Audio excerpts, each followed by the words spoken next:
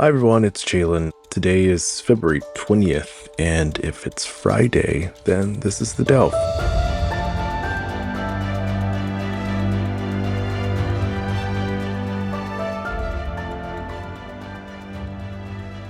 Let me start a little further back than TikTok. In the 1950s, women's magazines in the US ran these very specific how to be a good wife checklists. Have dinner ready when he gets home, touch up your makeup, make sure the children are quiet, don't bother him with your problems. It was this whole universe of advice built around one idea. Your job, your calling, is to make home look effortless, no matter how hard you're working to hold it all together. The women of this family seem to feel that they owe it to the men of the family to look relaxed, rested, and attractive at dinner time. That was the fantasy. Fast forward 70 years and a couple of revolutions later, you'd think we left that world behind. Women vote, they run companies, they run for president. The good wife checklist should be in a museum next to the rotary phone. And yet, open your iPhone, there is a woman in a long dress in a spotless kitchen. She's kneading dough, or arranging flowers, or homeschooling 6 kids at a table you've never seen cluttered in your life. The camera glides, the music is soft, the sunlight is perfect. Maybe she's saying, "My husband provides so I can pour into our home." Maybe the caption is, "Quit your job, come back to real femininity." And millions of people, mostly women, stop scrolling for a second and think, could that be my escape hatch? Now, let me say this clearly as a man and as someone who actually does cook mac and cheese from scratch and likes it. I'm not here to dunk on women who choose to stay at home. I'm not here to tell anyone their joy in raising kids or building a beautiful home isn't real. What I am interested in is what we don't see in these clips, because this isn't just nostalgia, it's an industry. We don't see the hours spent editing, the brand negotiations, the spreadsheets that turn submission into a 6-figure content business. We don't see the part where the trad wife fantasy only works if somebody, somewhere, is still doing a lot of paid labor. The husband, the sponsors, the platforms. And if you zoom in, it gets even more complicated. Because this isn't just white women in prairie dresses. There is a growing world of black trad creators and homesteaders, many of whom never use that word, selling a similar version of soft life, domestic peace, escape from the grind. That hits differently against black history. For generations, black women in the US didn't even have the option of staying home, even when they wanted to. They were pushed into other people's homes as maids and nannies, into the fields and factories, into jobs where their own families came second to someone else's comfort. Now, in a moment when black women still carry some of the heaviest economic burdens, the algorithm is serving up a new message. Walk away from the office, stop chasing degrees, find a traditional man, build a little kingdom at home, and everything will be okay. Is that a reclaiming of rest and dignity? Is it a carefully lit mirage? Can it be both at the same time? And there's a deeper question underneath it. When someone tells you to stop listening to experts from the front seat of a sponsored SUV, when they tell you the problem with your life is feminism, not low wages or bad policy, whose interests is that really serving? That's where today's conversation starts. My guest today is Bridget Todd. She's a writer, a longtime observer of internet culture, and the host of the podcast, There Are No Girls on the Internet.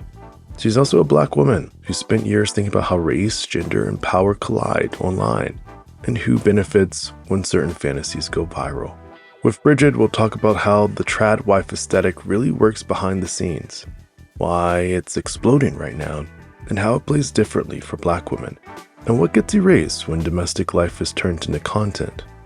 We'll talk about money, about faith, about algorithms, and about the very old ideas hiding inside this very new trend.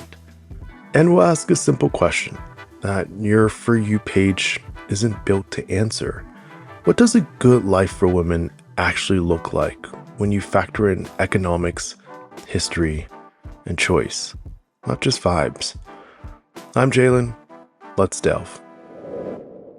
Bridget, welcome to the Delve. Thank you so much for having me. I'm so excited to be here. I'm so happy to have you here. So before we get started, tell me a little bit about yourself and your show. There are no girls on the internet. Yes, the show, There Are No Girls on the Internet, I have just always been interested in telling the stories of how traditionally marginalized people show up in digital and online and tech spaces. I worked in tech for a while. I got very frustrated by these conversations that sort of assumed a certain kind of identity when you're having conversations about technology. However, like being in these spaces, I really got to see the truth of who it is that makes technology and digital spaces what they are, right? And it's everybody, it's all of us. And so the same way that our identities mean so much when we're out in the world, those identities carry over into the digital space. And so, yeah, I was really interested in sort of telling the stories of like, well, how are women showing up online? How are queer folks and trans folks and Black folks? How are all these different identities that make the internet great? How are we showing up in these online spaces? I love that. I feel like that's something I wrestle with all the time. One, we're a news commentary, social issues, less political podcast. And I like to think that I'm an authority and I could speak on these things. I'm a former political candidate myself, but you find that your guests are very unlike you because they're from like the establishment or whatever.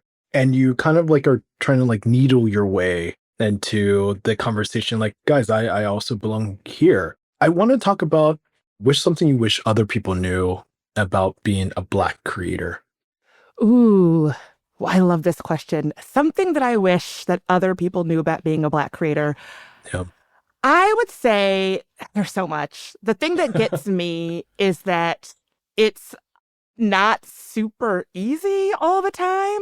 I think that when you talk to young people, like Gen Z, they're very interested in being a podcaster, a YouTuber, an influencer. Great. And it sort of is like the new becoming a baseball player, right? And I totally get that. But part of me is concerned that they don't always think about like what that actually means. Like, I am a content creator and a podcaster, but I'm also an entrepreneur, a business owner. I have to do my business taxes. I have to set up an LLC. Like, It's not glamorous, I would say 90% of the time. And so people see the like polished video or the polished podcast as the end product, and they don't see me having to like call my accountant and ask a million unsexy questions.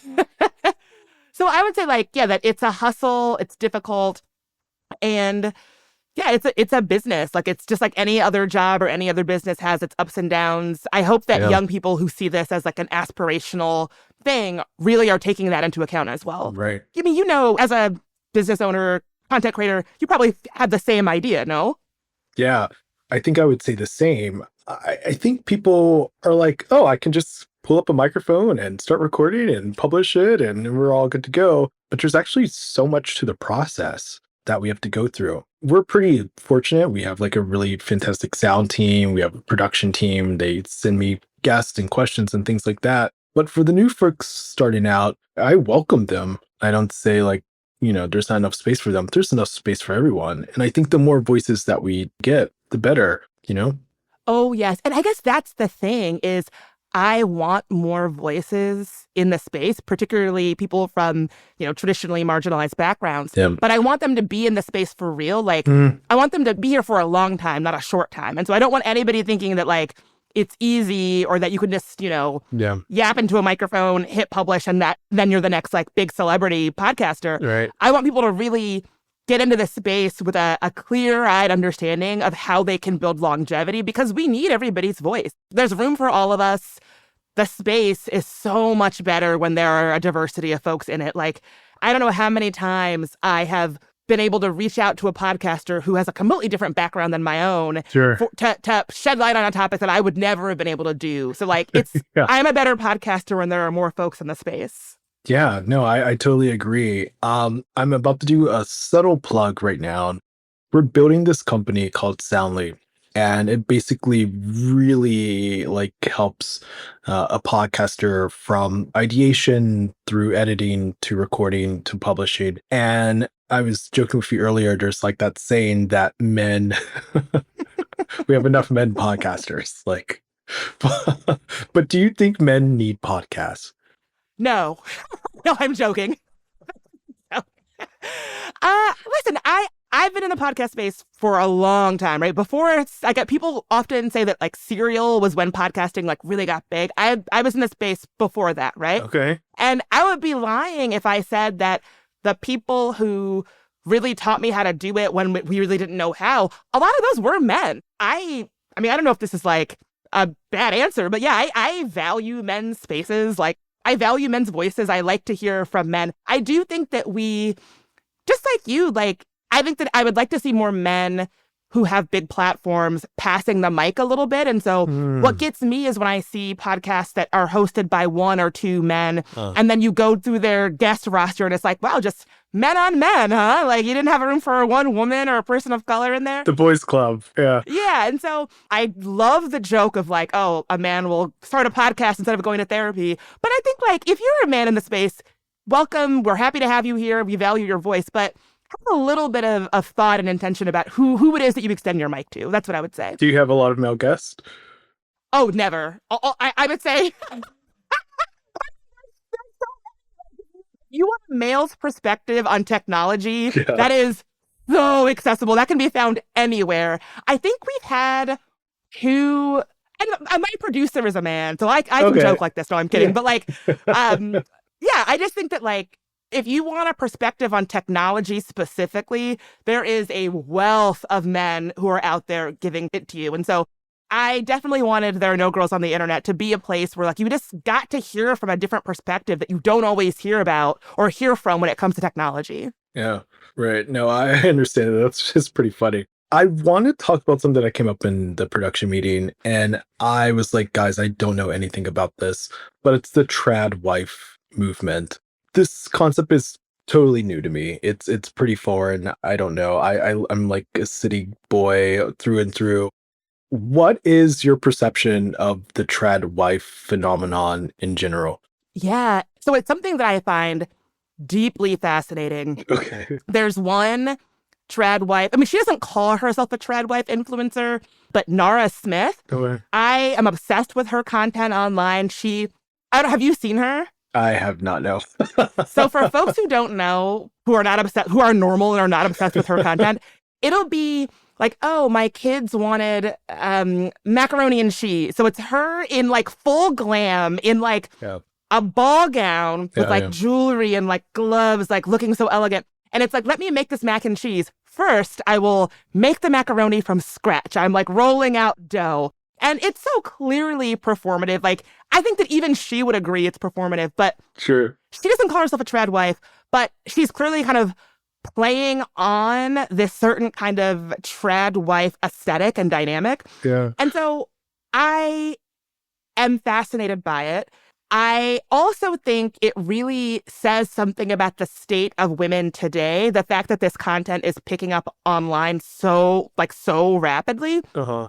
I don't think it's like a coincidence that we're in a social and a political dynamic currently that feels quite fraught and like unsteady, and people aren't sure what's happening. And economically, it's like the news every day is something different. Yeah. It does not surprise me that we're seeing the rise of this kind of trad wife content in online spaces on the back of a very uncertain, unstable political and social and economic climate. I think the two are really linked. Right. I think it also, we see like the popularity of Bridgerton. I think people have like a longing for this time when things were a little bit more simpler. We could just take the whole day to make macaroni and cheese. And in real life, it's like, no, I got this. I got to go pick up the kids. I got to go get the laundry. I have to like do all these things.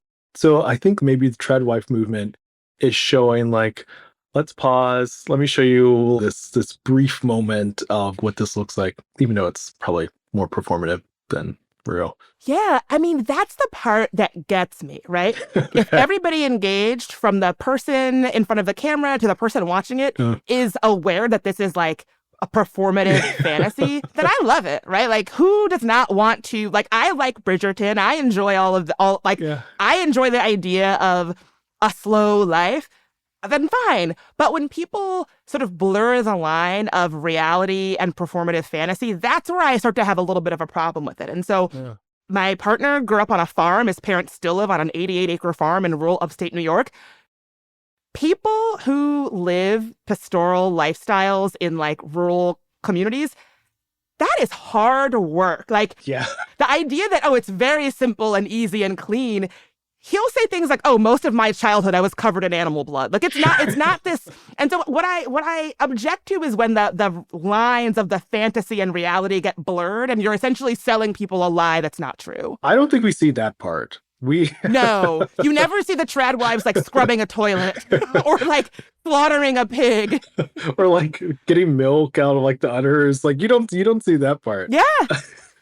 And I guess that's really my beef with some of this content is that it can be so driven in performative fantasy as opposed to reality. And I just think women deserve the truth. Like I have a lot of interests that you might like. I love to cook. I love cooking from scratch. I love gardening. I love all of that tradwife stuff. I love it, right? But if you were to tell me that is like the ticket to economic freedom or a soft life, like I just think women deserve the truth online. And I don't think some of these tradwives are being so honest. Do you think the people who are viewing this content can separate the performative from like how, that life actually is? Oh, what a good question. Or are they like, this is really like the true life? Like, this is it. So first of all, thoughtful question. I think that the women who are doing this, for them, it's a business. Like, I think Ballerina Farms was one of the most popular trad wives, even though, again, she doesn't really call herself a trad wife. But like, she is a very successful and savvy marketing professional for her business, which brings in a lot of money. And so I don't think that she is confused about the fact that she's a business owner and a very successful entrepreneur. She can probably see her paychecks. The thing that gets me is that when people watch this, when the viewer watches this and they just think, oh, she's just living a simple life with her simple family. Not so. So I think that the person who's setting up the camera knows it's performative. I'm not so sure the person watching the TikTok is in on the performance. Yeah, which is, it's kind of alarming if that's the case. Yeah, I mean, it speaks to sort of our larger kind of media literacy problem. I think that you would see this like fabulous lifestyle depicted on social media and have such a hard time bringing a critical lens to it. Like, I guess that if I had to advocate for one thing, it's just like what you see online is not always depicting reality. So people should not be building their entire worldview or life plan on something that is ultimately probably not really true. Right. I mean, imagine like women like badgering their husbands. Why don't we have a farm? Why can't you like, milk a cow? Why can't we like get our eggs from like the little chicken thing in the back? That's so funny. Are there a lot of women of color in this space? That's a great question. So in my experience, there are tons of sort of Black trad wife influencer types.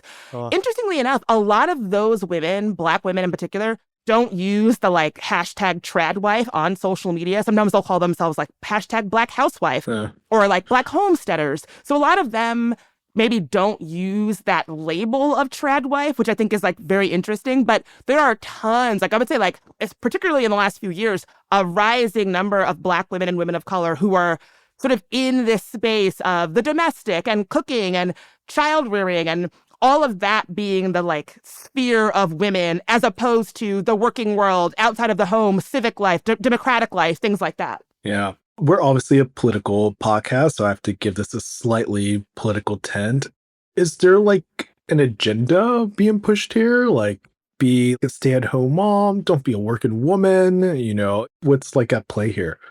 I will say, like, as a Black woman, I completely get it, right?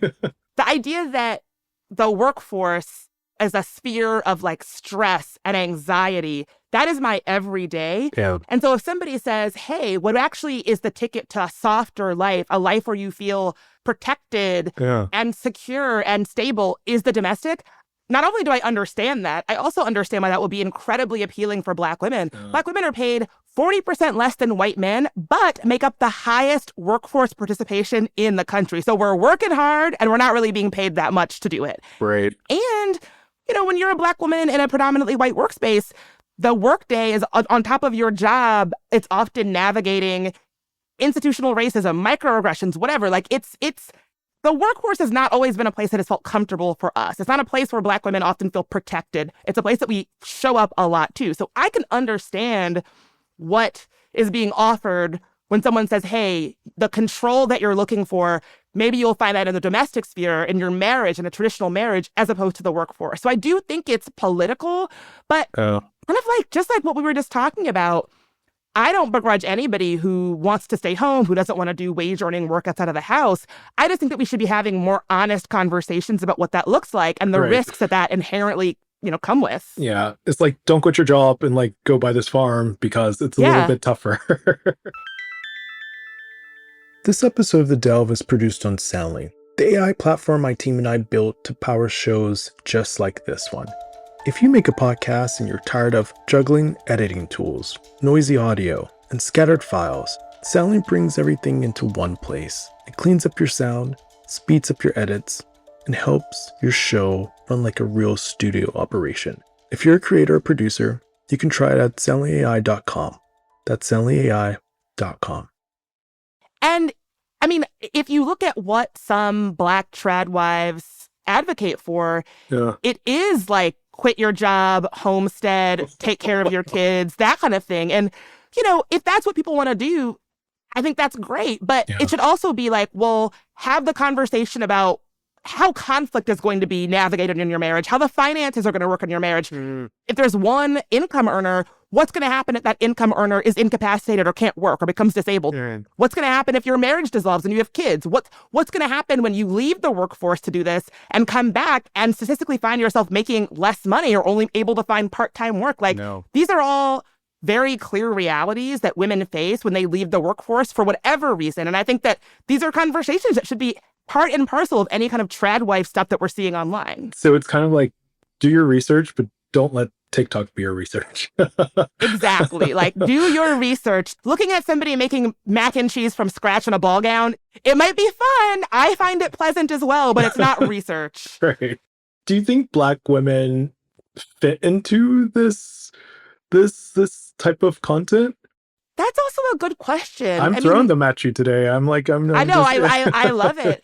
I mean, I think that when it comes to Black folks, historically, we have really been not really invited to participate in traditional aspects of gender, right? Like when white trad wives are talking about how not working for women is like a return to like a really nice era. In some places after Jim Crow, Black women were not even legally allowed to stay inside of the home, even if they could afford it. They were forced to work, to hold outside of the home wage earning employment, even if they wanted to stay home. And so I think that we have historically been locked out of a very traditional kind of gender dynamic, a very traditional kind of dynamic where marriage offers you protection. And so I think that it's very easy to sell traditional marriage and sort of a trad wife lifestyle as something like, oh, this is so great. That's why this was kept from us for so long. I can understand why that is the way that it's being framed. I think that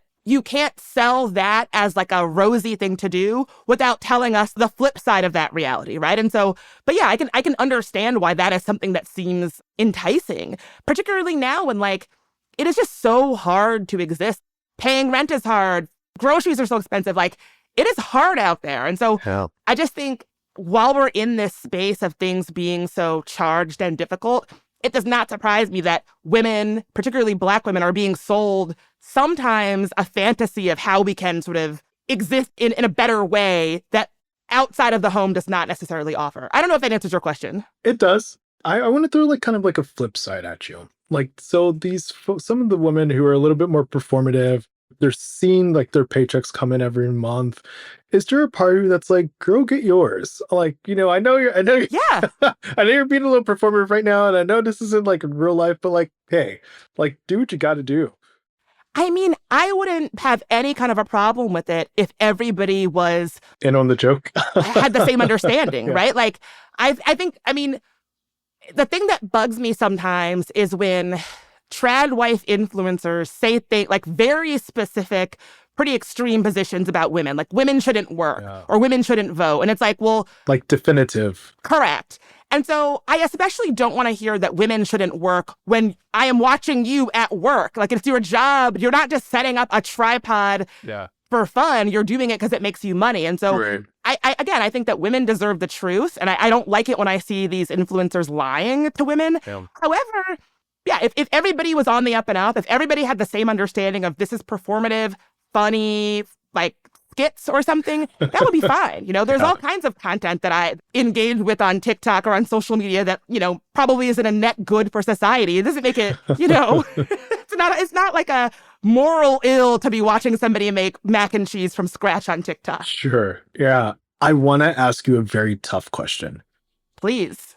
Meghan Markle. How do you feel? Oh, my God. I could talk how much time do you have? How long is your podcast? Because I have so many thoughts. I mean, I feel like, you know, she's not white enough to be royal. She's, you know, too black for this. She's not a trad wife. She can't be this. She's throwing herself out for critique. Like, how can she live? How does she, like, you know, how does she navigate her life? What do you think? Oh, my gosh. I mean, it kind of reminds me of what you were saying about Bridgerton. I don't know if you've watched her show on Netflix, but I watched the first one. Okay. Yeah. It's dull as hell, but I watched every episode. That's the only way that I could put it. Like, it feels like her life is at least a very curated slice of her life that she is welcoming us into. I'm containing my laughter, by the way. I'm just trying to... Thank you. Like, I mean, the idea that, like, oh, I have a guest over, so I'm making homemade beeswax candles to like, that are lemon scented for them to take home. It's obviously... Can I swear on the show? Yeah, why not? It's obviously bullshit, but I love it. And I think like, the fact that show kind of hit is I think that people are sick of this idea of the rat race, and they just want to numb out for 30 minutes watching somebody, you know, make a candle from scratch. But again, like, I don't know her. I don't know what her life is like. I have to imagine that we're seeing like a very curated section of it. Yeah. And I love that for her. Like, it, like, it's also really funny because the reviews of her show, like, people were really angry about the fact that, like, her new lifestyle show is so out of touch. Yeah. And I think that has to be because she's a woman of color. Like, I don't think people are reserved or have the same vitriol for the kind of, like, dull ass lifestyle content that her show is, even though I actually enjoy it. For like where is the smoke for Martha Stewart? I swear to goodness, I was literally going to say that. There's no vitriol towards Martha Stewart. Yeah. She's been around for decades. So I think it's so obviously racialized in this very interesting way. She touches such a nerve for people. Like, I think it's like the ultimate inkblot test of, do you see her as just like kind of a dull, pretty woman who is making homemade jam? Or do you see her as indicative of a larger rot in society? It's so fascinating. Is she using her title? Like, you know, should that be forbidden? It's like, yes. Just let the lady live. Let her make her jams. Yeah. What's wrong with that? Like, what's wrong with that?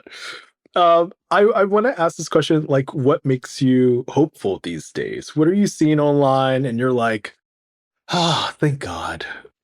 Oh my gosh. So right before we dialed in, I got off of an interview with a woman who was leading an organizing charge against the payment processors for this, like, woman who called a 5-year-old Black child a racial slur on a playground and then was able to crowdfund almost $1 million from that. Oh. And so that story, like, broke my heart. Sure. Broke something in my brain. Yeah. But hearing from the woman who was like, oh no, I'm not allowing this. I'm like organizing people to contact the payment processor to get to make sure that she's not able to profit off of her hatred.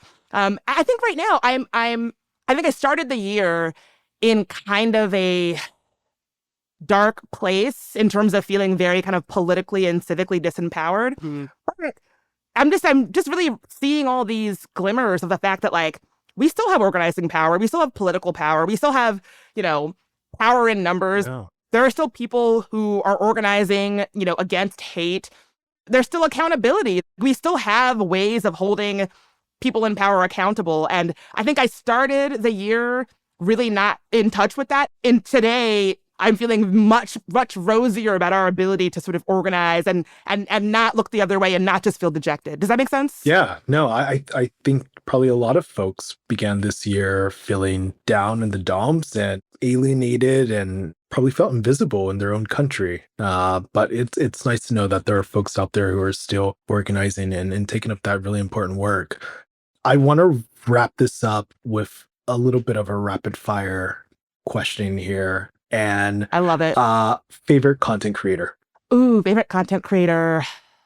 Oh God, why am I blanking on it? I probably V Spear from Under the Desk News on TikTok. Okay. They do have a very popular TikTok channel and a podcast where they, during the early days of the pandemic, were like reporting the news from under a desk. And I know it sounds how it sounds, but they just had a way of taking these big, scary news stories and boiling them down to like, here's what you need to know. And at a time when it felt so easy to disengage and not pay attention and just like protect my energy or whatever, they were making content that was like very easy to stay informed, but and not check out, but in a way that did not make me feel more anxious than I already felt. Okay, cool. Love that. What is your internet guilty pleasure? Oh my God. I don't believe in internet guilty pleasures. I think the same way that like when I'm reading a long read about something important, that's like the flip side of like when I'm brain rotting for something petty and silly. I have a lot of like places I probably wouldn't like it if people knew I spent time online. I will say this. This doesn't make me sound like a well, it sounds how it sounds. If there is some low stakes petty drama about something, about people I will never meet, about a place that I will never visit, I am like deep in the comments being like, what happened? And then who said what? Like, I don't want to think about how many hours of my day I have wasted following the minutia of situations that have no, like low stakes situations that have nothing to do with me. Sure. I love the comments. It's always the comments, right? It always goes down in the comments. It always goes down in the comments. And then what website do you miss from the early internet days? Homestar Runner. Remember that? I don't. But I'm outing myself as the biggest nerd. Please tell me. It was this like, I'm not even sure what you would call it. It was this, I guess I miss the early absurdist internet where people would put things on the internet that didn't make sense, but were also hilarious. And it wasn't clear if they were doing it for profit or like just like pure enjoyment. So Homestar Runner was this website. It was like a cartoon and there were these, oh God, I sound like the biggest nerd, but it was an absurdist cartoon on a website that I remember in college, I would be doubled over in laughter in my dorm watching this. I don't think it exists online anymore. People listening are like, what is she talking about? But yeah, I guess I would say I miss absurdist early internet weird jokes and early memes that are no longer there. Okay. And what would you want to leave our listeners thinking about today? Oh, I would say like I'm feeling so elated from the last interview that I had and from this conversation. I would say like you can create the things that you want to see in the world. You don't have to wait for anybody's permission. If you want to be like yourself, like a global media mogul, go out and become a global media mogul. Like you can design. I mean, that's. Am I wrong? You're way too kind. But yeah, I mean, like there's probably somebody listening who is like, I can't build a global media company. Yes, you can. Yes, you can. Like, yeah, you can design whatever future you want for yourself. I would say like, when I was young, I grew up in a small town and I badly wanted to do something involved with the arts or creativity or like, you know, really disappoint my parents by becoming some sort of like creative professional. And here I am doing it. Like, right. Like somebody listening wants to do that and wants to take that path. You absolutely can. I love that. And Bridget, where can folks find you and learn more about you and listen to you and all that good stuff? Well, you can listen to my podcast, There Are No Girls on the Internet. Yeah. We would love to have you there. You can follow me on Instagram at Bridget Marie in DC. And yeah, I would love to have these conversations with more folks. Perfect. I love that. Bridget, thanks for coming on to The Delve. Not The Delve Brazil, not The Delve Europe, The Delve. I really, really appreciate it. This was so much fun. You're the best. The pleasure was all mine. And congratulations on your global launch. Super exciting. Thank you. Many thanks to our guest, Bridget, for joining us for a really fun conversation. As always, thanks to the team behind The Delve, production, sound, everyone who makes these conversations possible. And to you guys for listening, sharing, and thinking through all of this with us instead of just scrolling past it. If this episode resonated with you, please take a second, leave a 5-star rating, and a short review wherever you're listening. It really does help more people find the show. I'm Chalin. This is The Delve. Thanks for being here, and I'll see you next Friday. The Delve is produced on Chalin, the AI platform we built for podcasters. You can learn more at chalinai.com.